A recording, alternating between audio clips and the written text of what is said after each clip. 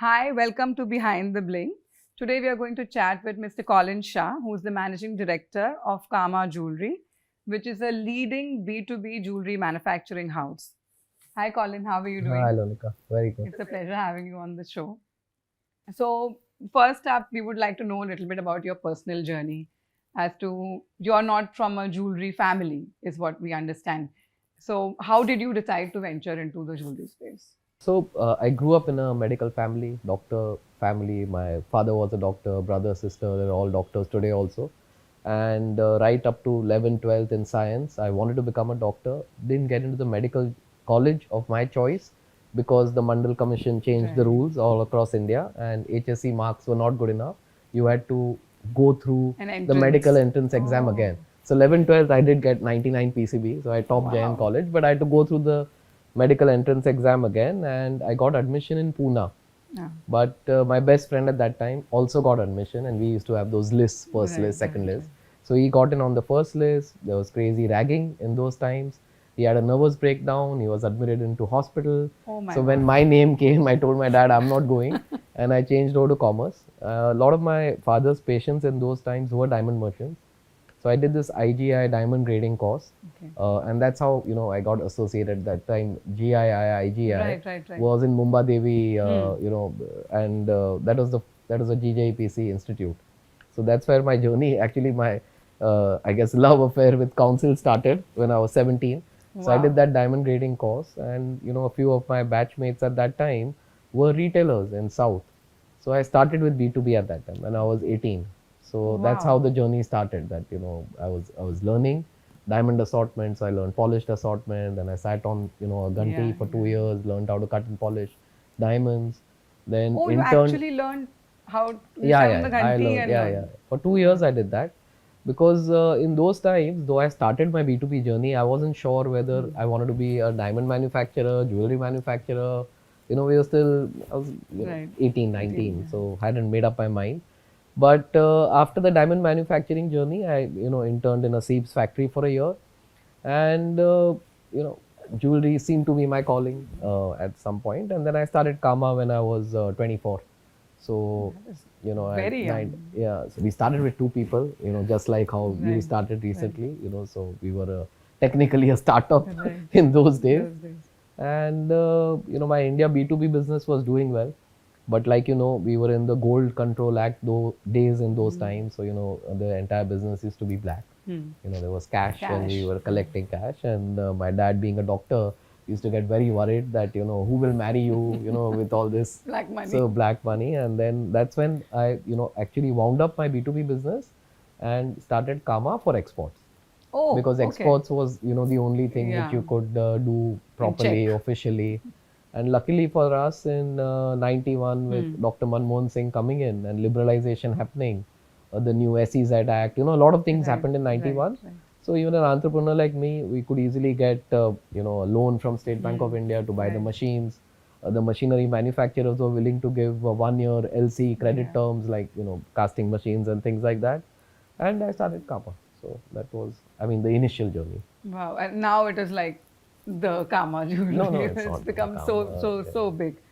So basically, you've established yourself as a pretty much a leader in, the B2B jewelry manufacturing space. So currently, what would you say is a differentiator that you have at Kama Jewels from probably because you've been one of the pioneers in a lot of things. What kind of differentiation do you see that your company brings in the B2B space within? See, since I started as a startup, Right. we still behave like a startup. See, earlier in the early days, we were competing with the Chinese and Thai manufacturers. Of course, we had a lot of Indian competition too when we went Yeah. to US and Europe.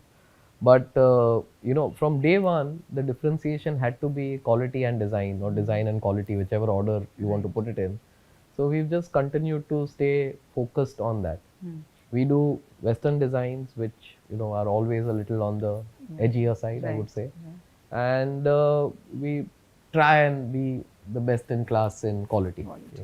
So that continues to be the edge, I would say, even today. Right. And also because I think because you cater to so many international brands, I think that kind of helps also in maintaining quality? Because in domestic domain, a little bit quality is different from what international jewelers expect. So honestly, we give the same. We have the same manufacturing infrastructure for exports and domestic, and we produce the same quality standard. I would say, so there's no differentiation as such. Right.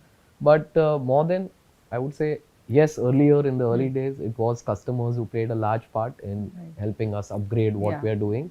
But I would say in the last few years, all of us are only, as the Indian industry, making a lot of effort to upgrade our karigar, the quality standard, to be the best in the world. Design and everything. Design, actually. everything. Yeah, so. Yeah. So you have also been a pioneer in the lab-grown B2B space. What is your take on that? Like, not many people, not many jewelry manufacturers got into. Now, obviously, a lot of people are doing it, but you have been one of the pioneers to take that step and say, okay, he'll also do lab-grown B2B.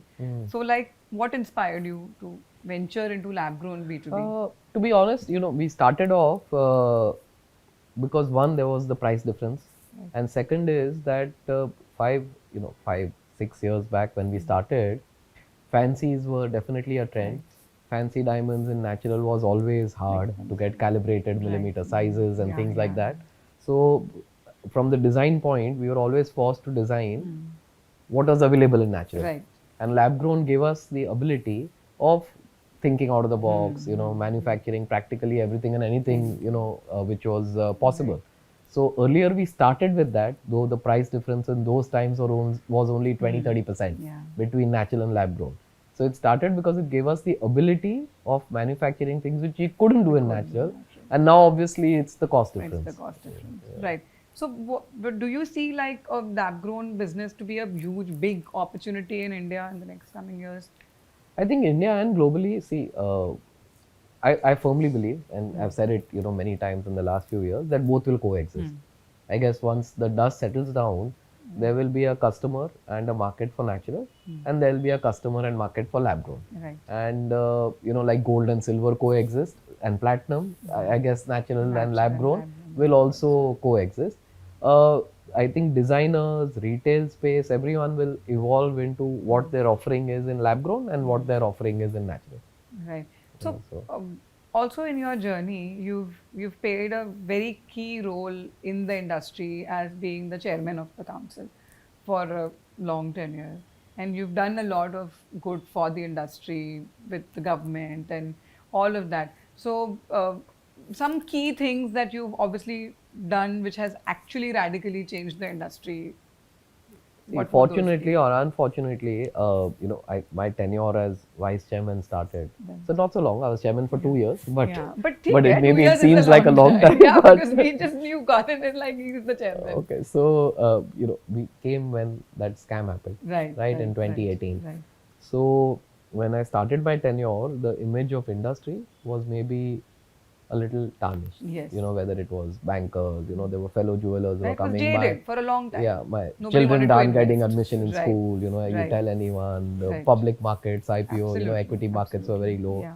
So a big part of, I would say, my tenure went in improving the image of the industry in government, in the public eye, right? India and internationally. And, I guess the whole board and, all of us who were there at that time can take credit that we accomplished that to some extent. Right. Because if you see today, the image of the industry not only has forgotten, the bankers have forgotten that, the public markets are now quite enthusiastic about the jewelry business. And just generally in society, jewelry has a better name. So, at that point, we actually went through all the things that we could or should do to improve the image. So one was transparency, ethics. We managed to reduce duties with the government. Hallmarking became mandatory. Absolutely. We did promotions with the World Gold Council, Natural Diamond Council. So we put together like a plan, like exactly a business plan as to what we need to do. But that was the overarching thing. How do we improve the image of the industry? That's what we worked on. Yeah, because what happened was big brands, it was a big controversy. And I remember also during that time, when I was working somewhere and we were trying to raise funds, everybody was like, gem jewelry, we don't want to touch with a 10-foot pole. Yeah. We just don't want to get involved. And that during your tenure has completely transformed and changed. And now a lot of jewelers, labs, everybody is coming up with an IPO. More and more people are investing in jewelry retail brands. So I think that was like a great thing that you guys did. But from the council's perspective, what do you think the industry's image is right now globally? So the industry's image globally, again, I guess in the last few years and say in the foreseeable future, one thing's for sure that the image of the industry is definitely, I guess Lifted. lifted. In terms of if you say most of the large brands today, even LV, Gucci, Prada, Right. they name it, they all have jewelry collections. They're all doing either natural or lab grown, but all of them have some kind of jewelry collection. So, you have that end of the market. Right. In terms of ethics, transparency, chain of custody, I guess the industry has made tremendous progress in the last few years. So, whether it's a diamond, it's tracked right up to the mine. You know where your gold is coming from. So, and with all the certifications like RJC and what SIPJO has, I guess Right. various industry bodies have various kind of norms and protocols in place. So, I guess the entire industry has made a lot of effort to uplift itself in Right. terms of ethics, in terms of transparency, in terms of building trust with the consumer. And even if you compare it with, I guess, several industries across the board, we would rate right up there in terms Right. of the amount of things that we are doing. We are doing. Yeah. Right. Right. So coming back to the manufacturing space, since you've been doing this for what, 20 years plus, 40, Yeah, 25 yeah. years, Yeah, right? 30. 30 years. Okay, Yeah, that's a, 55. I you started don't when I look was that old. 17. So yeah, Okay, you don't look like, that old. yeah. But so how do you think that has changed? Has technology actually played a huge part in changing even the B2B? Because earlier the B2B people were, especially in the domestic sector, were still, doing the desi things and having, the desi method of doing things. So do you think technology has changed or Oh yeah. impacted the B2B space? No, tremendously. So, jokes apart, but I belong to that generation. When I Right. started, we used to actually get orders on telex. Exactly, And then right? telex became fax. Then we had those desktops, with the huge Right. monitors, right? Right. With like big Yeah. televisions. And then we saw mobile phone, tablets, Right. and, now 4G, 5G. So, Right. so we've actually seen that transformation on the tech side. And coming to even our own industry, we've seen the transformation from everything being handmade to casting to silver models Right. to now 3D printed and Right. now metal Metal printing. printing. So we've seen that whole journey from handset to wax That's set. it. So even in our industry, I guess in the last I would say 2-3 decades, we've had a lot of disruption. Right. And I think with metal 3D printing, we'll see another huge disruption. I think in the next Yeah, 1-2 years. absolutely. Yeah. Right. So And so, but my bigger question was that since like we moved on from handmade to this, to this, to this, but do you think that whole handmade trend is coming back again? Because again, we are seeing, are you seeing more and more retailers saying, "Ki, I want more of handmade jewelry, something more custom made, more human involvement in it? see, customization is definitely a trend Right. globally, India, Right. everywhere. Because women want customized, personalized jewelry, so that definitely stays as a trend. Right. But even if it's handcrafted today, uh, there is a huge amount You of tech tech which that goes goes into into it. handcrafted. So it's Right. not like completely handcrafted like how it used to be Right. in the good old times. You have a lot of professional people. Like earlier, we used to have, like, I don't want to sound rude, but everybody, even in the sales and people, like a guy who did an MBA or a girl who did an MBA, wouldn't end up coming in our industry. It was always that, they might go to IT or they might go to FMCG because they were more organized sectors. So, do you think that has changed for us now? That how. See, it was always different internationally, especially on the retail and Right. the consumer side. Right, right. In the manufacturing side, yes, there were family-run companies, whether Right. it's Jewish, American, German, even in globally and in Globally. India. So, because our business typically is more like MSME Right. and that kind of scale, right? Right. Because in our industry, there are not that many billion-dollar companies. They're still between Far and 10 few. to 100 million kind of thing. So we've always traditionally been a family run business Right. globally, not only in India. But now what has happened is that with, especially post pandemic, with private equity, VC funding, a lot of companies getting listed, and I guess it's only the start. We're going to see a huge amount of, I guess, investments happening in our industry in the next 3 to 5 years. We will see a lot of outside talent getting drawn in. So a lot of private equity which has happened has been Right. IIT engineers, and Right. typically like you see in any other industry, Yeah. has been also happening which is a good positive change. 40% of the industries become organized even Organized. on the India front now. So I guess these are all welcome changes. Yeah, yeah, welcome changes. So, but with all these changes, I'm talking about more on the B2B side. Do you think that is also getting more and more? Or do you think the small, unorganized players are kind of getting weeded out, and you think there will be like a more the the future is more for organized large companies? See, in India, I think again both will coexist. If you see US, Europe, I guess there's a larger organized market share Market share. than the independent jeweler. But in India, typically, just by the way the business is transacted, we still believe in relationships Right. quite a bit. Right. So I guess yes, organized will get larger, but independent will also have a significant presence. Having said that, today I do whether you are organized or unorganized, if you want to cater to any market, not only our sector but say any sector, you will need transparency, ethics, system, branding, marketing. So all that Everything you're in going to place. need irrespective whether you have one store or 100. Right. So Right. So there are a lot of new people, like a lot of small budding manufacturers who are trying to, kind of make it big. And I'm like I could say people like me who like starting up and stuff. What would you advise them to do? Do you think a more collaborative effort is what is needed now? That's something where one person can't do. You can collaborate with another manufacturer, or what is my expertise? So you think expertise based things like in Italy, maybe, some people are good at maybe setting and some people are good at filing only. I've seen factories there which only do, say, polishing work, and some people. Do you think that kind of change would help us if we do that? Like if we. to be honest, we and me personally, we've been big believers in this. So again, going back to council, Right. that's why we started the Right. Bharat Ratnam, India's first Mega CFC. Yes, So yes, if you yes. see, that's right, That's very right close there. by over here, and that's exactly what we are even trying to achieve over there. Is not only go the Italy, Turkey, or Thailand, China way, but this is one step up, where you have a service house, Right. right, where you have access to every technical service in the jewelry space without the capex cost. Right.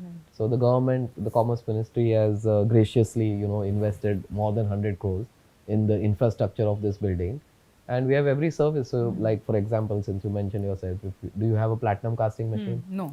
So you can go and cast in platinum over there, even if you get a Oh. 5-piece order. You don't need to Really? I refuse wasn't anybody. aware of that. So Then Mega CFC, what all services do they offer there? we have everything that you need in jewelry. We have CAD, we have CAD rendering. Wow. We have helping you with your branding marketing if you want to make mini movies. We have plating at the highest quality level, what brands in Really? Europe want, whichever micron plating you want. We have conference rooms, business centers. We have CVD testing. We have color laser marking. Oh my God. We have, I'm telling you, we have everything. We have epoch machines. So if you don't want to invest in a electro polishing machine, Right. it is 50-60 lakhs, Lakhs, yeah. you can go and get your pieces polished over there. We have CNC. So today at the Mega CFC, that's exactly what we're trying to do. I That- wasn't even aware of. I used to know. I have approached Mega CFC for CAD services, but never for. I didn't know that. I used to always wonder. Please what is this visit our big- website, and we've made it wasn't so aware easy of that you can this. even do everything online.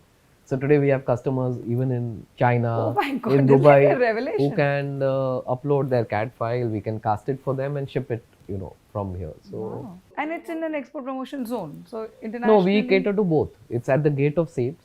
So we do seats that and large DTA. building that's at the Yeah, gate. yeah. But we have a gate which is for Outside special access also. to DTA. Yeah. Oh, that is like really amazing. But we work with nearly now 180 factories in the DTA area. Wow. I wasn't. Yeah. Because there's so many services that every small, especially people with smaller units. No. So we do everything, and we've made sure that all the costs of every service are reasonable compared to what you commercially know would that. pay. I'm So aware we've of kept that. it 10-20% lower than Wow. what you would, if you're comparing apples to apples, same Right. quality, same Right, everything. absolutely. That's how we've kept it. So Wow. So what would be like the scale of that place? How many people are like with the CAD or? we have right now, close to 100 people working, and it's a 1 lakh square foot infrastructure. So no, it's quite it's world class. Oh, this is You like have a refining huge, if you want. You have your dust in the factory. You don't need to set up a refinery. We refine everyone's dust. You send your person with the dust. We refine your gold in front of you and give it oh back to my you. God, like this is a Yeah, actual great thing. yeah. So I guess any kind of service that a small Everything that you need in manufacturing jewelry, person everything is could there. need, Everything is there. everything is available Everything at is there. Mega Yeah. CFC.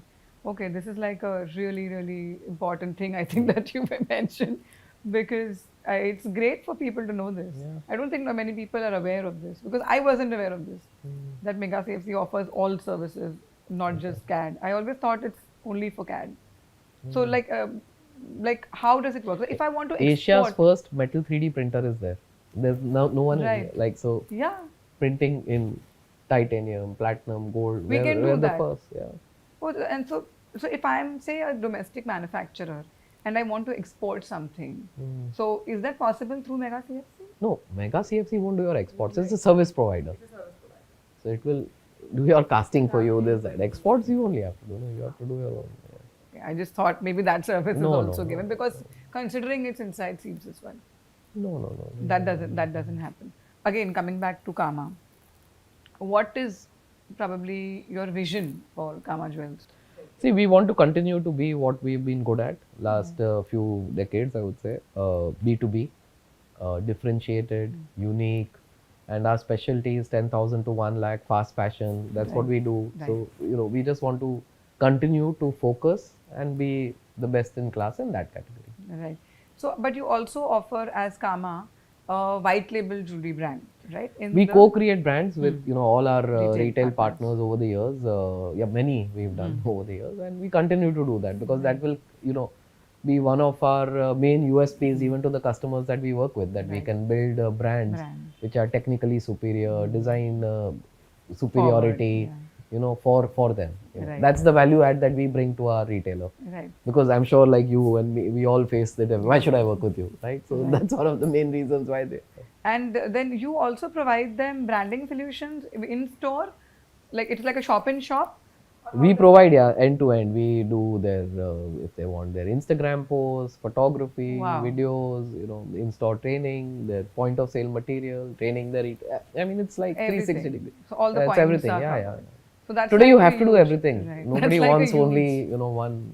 Right. So that's like a huge value add. Yeah. So what would you say is the strength of your company? Like how big is your design team and how big are your I mean, we have 1,000 people. We Wow. have 100 people in design, PD, CAD, all that, product development. Right. But more than just the number, that's the strength that we bring. That a lot of people see in our industry, like I know over the years, I mean, there are thousands of manufacturers, right? Right. And everyone is good. But we would like to believe that we do the execution part Right. better or as good as the best out there. Right. Because that's where I guess a lot of people maybe are not able to Right. do it as well. Like for example, we do 5-day delivery programs where if a retailer has a SKU on their website, they don't need to stock, they place an order, and even if it's customized, we ship bill out of factory between 3 and 5 days. Wow. Ring, earring, pendant in 3 days, necklace, bracelet in 5 Wow. days. Right? So That's I mean, yes, a lot of That's an people say they do achievement. it, but we do it at scale. you do it at scale. And we're doing hundreds of pieces every day practically. Right. So these are all the small little edges that we Advantages bring. that That you one is doing it, but actually executing it Executing it in a and- seamless way, all 365 days. That's Right. That's a huge achievement because, and this is inclusive of certifications and hallmarking. Everything, and everything. everything. Wow, 5 days. I should come to you. That's awesome. And anything else that you would like to add? again, like I said, our delivery is reliable, quality. We are extremely, we've always been high up there. We only hold ourselves to a much higher bar than, say, maybe many of our customers do. And the service part, we continue to be humble as a company and really believe in the relationship business because, I'm a first generation entrepreneur. We're not coming with three generations of wealth or, anything of that sort. So we continue to really work hard on the relationship part with our customers. So did that really, like a lot of manufacturers who are there, typically would be, site holders, families or something. Did that change anything for you? Because were you easily accepted in the industry coming from an outside? Because when you started, not many people were outside the industry. Everybody was within family, somebody's son, somebody's brother, nephew, all of that. And you being like a complete person who is not from the background and is not from a jeweler family, did that change anything for you? Did you face, what could I say? Did you kind of face some obstruction? Did that create a barrier? So honestly speaking, I think I've been lucky with people, Right. and I've met some fabulous people in our industry only over the years. Otherwise, say I'll give you the contra opinion. So Right. say all the things that you mentioned, was it difficult? Yes, it should have been, right? Should have been. It should have been Absolutely. difficult. Yeah. I should, but it didn't happen didn't that way, happen that way. So I think people were fantastic.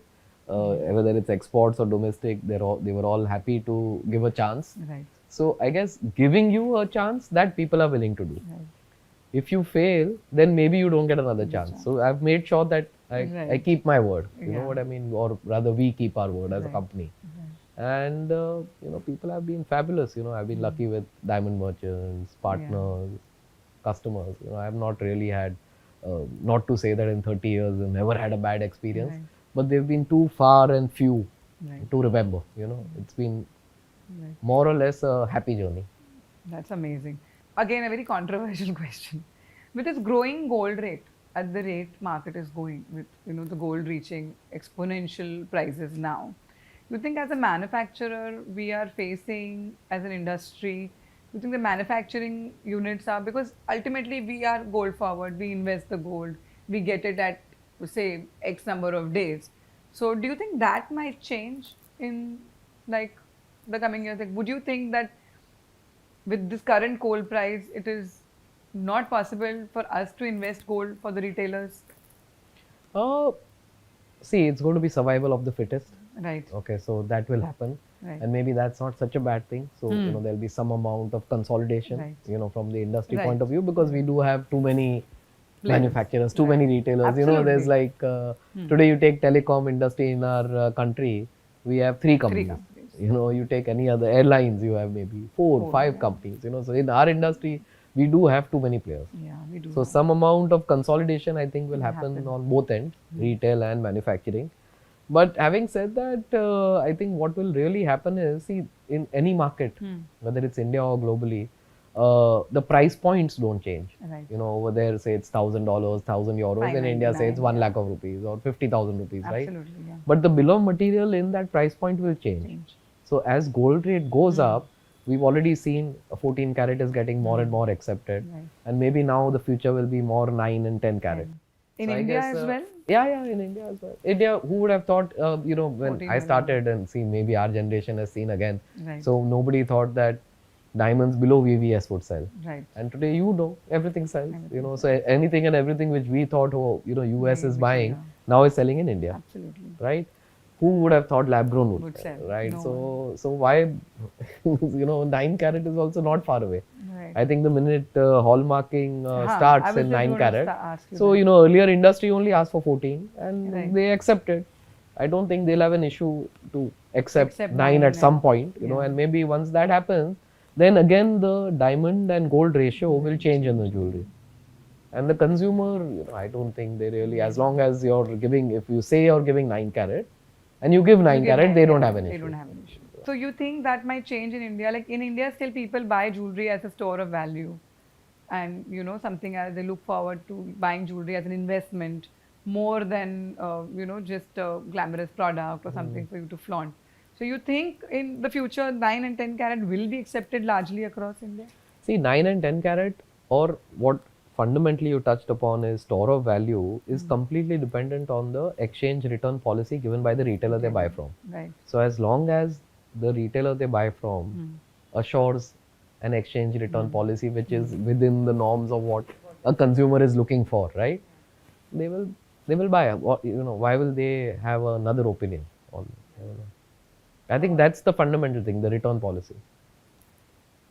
So what would be the one piece of advice that you would want to give entrepreneurs, young professionals who want to enter the diamond jewelry industry or the gold jewelry industry?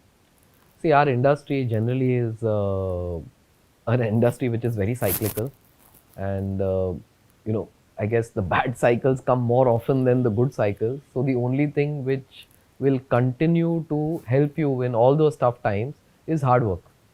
So as long as you're willing to work hard, work harder than the competition, work harder than anybody that you know, you will survive and thrive. And with that, I think we are now going to directly go into our rapid fire round. Okay. It's called Quick Bling Buzz. So it's a rapid fire. I'm going to ask you quick questions. Natural or lab grown diamonds? Your personal pick for the future of jewelry. Both. Okay. If you could design a piece of jewelry inspired by your favorite Hollywood movie, what would it be? It would probably be a kada like this, which is the only piece of jewelry that I wear. You will wear. And it was more inspired from the movie DDLJ. Oh, Shah Rukh Khan. What's the one jewelry trend that you think will dominate 2025? Men's jewelry. A gemstone that perfectly reflects your personality. Emerald. Why would you say that? Something I believe in. Luck, Okay. prosperity, Tea, coffee, or sparkling diamond to start the day? coffee. If jewelry could talk, what would it say to its buyer? Love yourself. Okay. What's the most fascinating country you visited for gemstone sourcing? For jewelry sourcing, Italy. Italy. Gold, the ultimate classic or overdue for a modern makeover? Overdue for a modern makeover. Okay. Okay. Retail or wholesale? What do you think is more thrilling for a jeweler? Wholesale. Wholesale. Why? You know, it's something I do. And I used to be a retailer. Right. I had one store. And Acha, that's not for me. So, you know, so. Right. I personally believe retail is not for me because I don't have the patience. If you could gift one historical jewelry piece to someone, what would it be and why? Kohinoor to my wife. Ultimate gift of love. Huh? Okay, great. Since it's that wife, I'm not going to ask why. What is the biggest misconception that people have about diamonds? That it's for investment and Right. it's going to appreciate. If Kama Jewels could have a brand ambassador from history, who would it be? Alia Bhatt, she's always been my favorite. Arey, but from history. Nobody from history. We want Alia Bhatt only. Okay, Alia is going to listen to this. Okay, what's the most creative piece of jewelry that you've ever worked on? I'd made this very interesting engagement ring, which was, you know, like an entire diamond special cut engagement ring, which was probably, I guess, in my life so far, the most interesting piece. Yeah. Because we had to recut all the diamonds. So. Okay. Okay, the one word you would use to describe the Indian jewelry industry? Resilient. Absolutely. If you weren't in the jewelry business, what would your dream profession be? Medicine. You already answered that in the beginning. Okay. If you could name a gemstone after yourself, what would you call it? Waiting. What would I call it? Iron Man. I'm okay. Which is harder, running Kama Jewels or being chairman of the council? Chairman of the council. This is easy. Thankless This is easy. Diamonds are forever, or do you see lab grown as the future? Diamonds are forever. Okay, since you've done extremely well on the rapid fire, you're going to get this hamper Thank you. from Thank you Behind so the much. Bling. Thank you. Thank you very much. I'm going to keep it here for you. Now, just one quick bite you can give in the camera about your experience on being on the show and what do you think about this whole new format? So it's been fabulous coming here today on Behind the Bling. I think it's a great initiative by Lunica and the entire team over here. You know, I've done several of these and this has been a seamless experience. I hope, you know, all the viewers enjoyed as much as I've enjoyed doing this show with Lunica. Thank you. Thank you so much. Thank you, Colin. Thank you for being on the show. It's been a pleasure having you. Thank you very much.